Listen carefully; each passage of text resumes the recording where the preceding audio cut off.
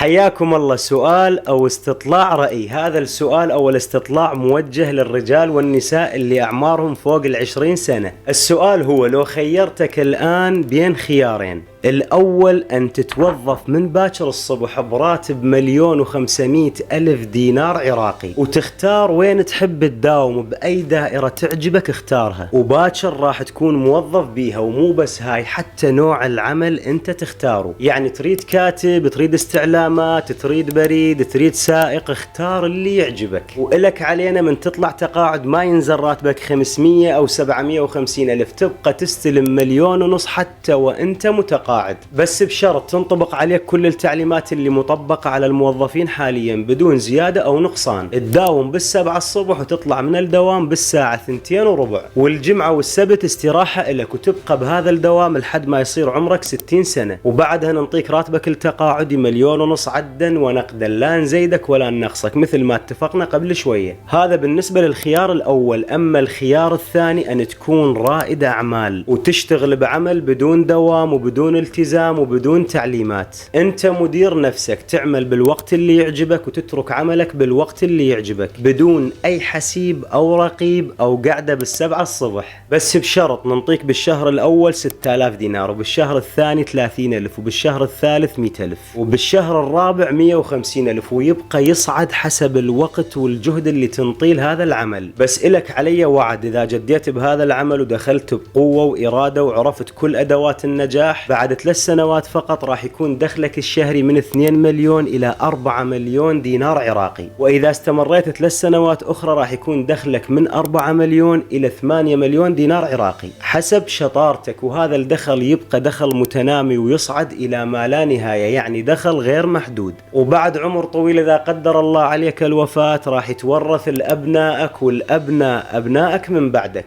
فهذا الخيار الثاني. فالقرار الآن لكم، إذا تختار الخيار الأول اللي هو الوظيفة براتب 1,500,000 ثابت ما يتغير، اكتب لي بالتعليقات رقم 1 وراح ادعي لك بأن تتوظف ويتحقق هذا الحلم، لأن هاي الشغلة أكبر من طاقتنا. أما إذا اختاريت ريادة الأعمال وحبيت فكرة الدخل المتنامي الغير ثابت والغير محدود، فبهالحالة فقط نقدر نساعدك ونكون وياك لحد ما تنجح بهذا العمل. كل ما عليك الآن أن تكتب رقم 2 في التعليقات إذا حبيت العمل في ريادة الأعمال، وتتواصل مع الأخوة والأخوات المدربين على رابط الواتساب اللي موجود بجميع قنواتي على مواقع التواصل الاجتماعي، واطلب منهم أن تدخل بالورشة التعليمية المجانية عن ريادة الأعمال اللي راح تكون مدتها 10 أيام عبر برنامج الجوجل ميت، وإن شاء الله راح تطلع بمعلومات قيمة تدعي لي عليها مدى الحياة، وهو هذا هدفي الأسمى وياكم. ختاما أتمنى من كل من شاهد هذا الفيديو أن يتابع القناة ويتفاعل وياي، لأن محتاج هذا الاستطلاع اللي ذكرته بأمر مهم راح تعرفوه لاحقا. وكالعادة غير أفكارك تتغير حياتك.